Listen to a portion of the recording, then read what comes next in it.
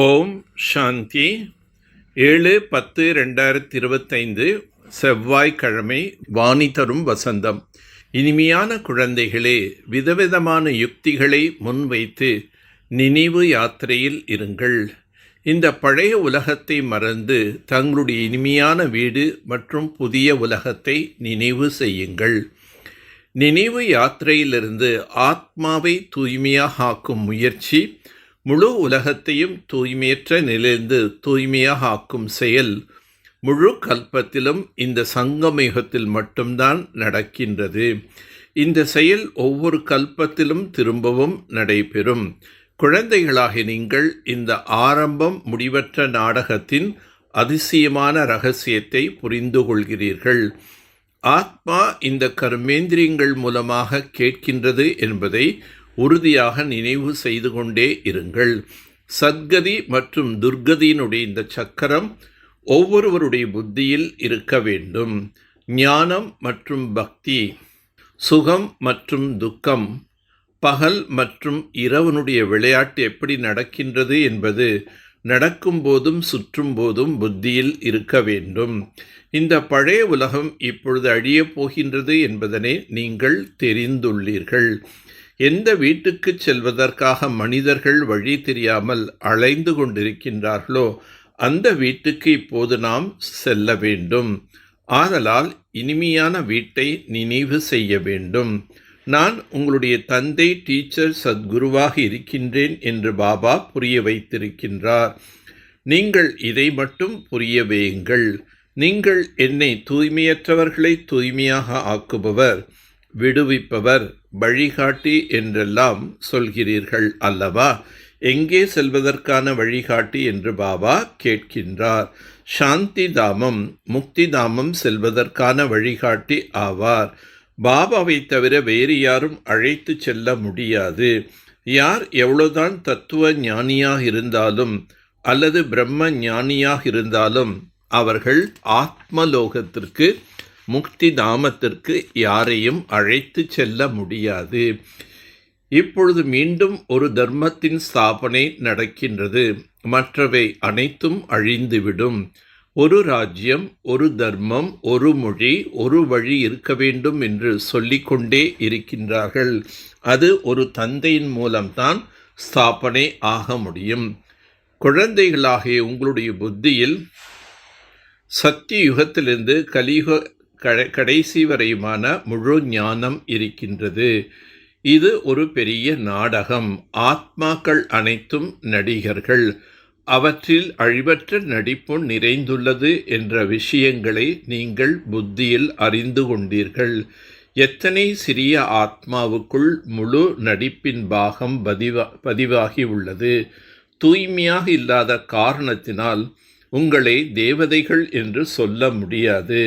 குழந்தைகளாகிய உங்களுக்கு மிகுந்த பெருமிதம் இருக்க வேண்டும். நாம் பகவானுடைய குழந்தைகள். கண்டிப்பாக நமக்கு ஆஸ்தி கிடைக்க வேண்டும் என்பதனை நீங்கள் அறிந்துள்ளீர்கள். யார் சேவை செய்யக்கூடிய குழந்தைகளோ அவர்கள் தங்களுக்கு சமமாக ஆக்கிக்கொண்டே செல்கிறார்கள்.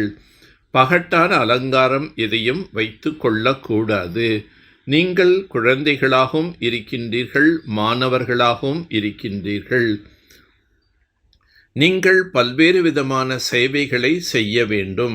விலை மாதர்களுக்கு கூட இந்த ஞானத்தை கொடுக்க வேண்டும். இப்பொழுது நீங்கள் இந்த தொழிலை விட்டுவிட்டு சிவாலயம் என்று சொல்லக்கூடிய சொர்க்கத்துக்கு எஜமானனாக ஆகுங்கள் என்று அவர்களுக்கும் புரிய வைக்க வேண்டும். குழந்தைகளுக்கு சேவைக்கான சிந்தனை இருக்க வேண்டும். உங்கள் மீது பொறுப்பு இருக்கின்றது. அகலிகைகள், கூனிகள், காட்டுவாசிகள், விலை மாதர்கள் போன்ற இவர்கள் அனைவரையும் கடை தேற்ற வேண்டும். சாதுக்களையும் கடை தேற்றினார் என்று பாடப்பட்டுள்ளது. சாதுக்களை கடை தேற்றுவது இறுதியில் நடக்கும்.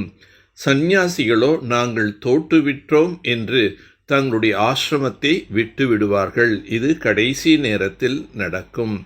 மனிதர்களுடைய வாயிலிருந்து ஆஹா ஆஹா என்று வரும் அளவுக்கு காரியங்களை செய்து காட்டுங்கள்.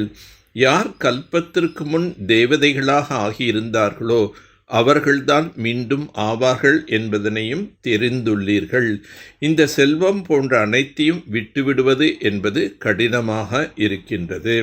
பிரம்ம பாபா தன்னுடைய வீடு, வாசல், நண்பர்கள், உறவினர்கள் போன்று எதுவுமே எனக்கு இல்லை. எனக்கு சிவபாபா மற்றும் குழந்தைகளாகிய உங்களைத் தவிர வேறு எதுவுமே இல்லை.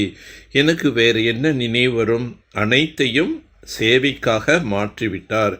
பிறகு புத்தி என்பது வேறு எந்த பக்கம் செல்லும்? அந்த அளவுக்கு பாபா அனைத்தையும் தியாகம் செய்தார். சூரிய வம்சத்தில் முதலில் வருவதற்கு நாம் முயற்சி செய்து கொண்டிருக்கின்றோம் என்பதை நீங்கள் தெரிந்துள்ளீர்கள். பழைய உலகத்தை புத்தியின் மூலம் மறக்க வேண்டும்.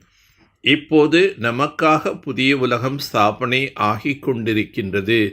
இந்த துக்கமான பழைய உலகம் அழிந்தே விட்டது என்பது புத்தியில் இருக்க வேண்டும்.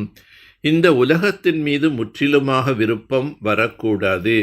எப்படி பிரம்ம பாபா தன்னுடைய அனைத்தையும் அவர் சேவைக்காக பண்டமாற்றம் செய்தார், புத்தி எங்கேயும் செல்லவில்லை. அதேபோல் தந்தையை பின்பற்ற வேண்டும். நாம் மனிதர்களை தேவதைகளாக ஆக்கும் சேவை செய்ய வேண்டும். சிவாலயத்துக்கு செல்வதற்கு தகுதி உடையவராக மற்றவர்களையும் மாட்ட வேண்டும். வைஷ்யாலயத்தை சிவாலயமாக ஆக்க வேண்டும். தேக அபிமானத்தின் ராயல் ரூபத்தை கூட முடித்துவிடக்கூடிய சாட்சி மற்றும் பார்வையாளர் ஆகுக. மற்றவருடைய வார்த்தைகளுக்கு மதிப்பு கொடுக்காமல் இருப்பது துண்டித்து விடுவது. இது கூட தேக அபிமானத்தின் ராயல் ரூபமாகும். இது தனக்கும் மேலும் மற்றவர்களுக்கும் அவமானம் ஏற்படுத்துகிறது. ஏனெனில் யார் பேச்சை துண்டித்து விடுகிறாரோ அவருக்கு தேக அபிமானம் வந்து விடுகின்றது.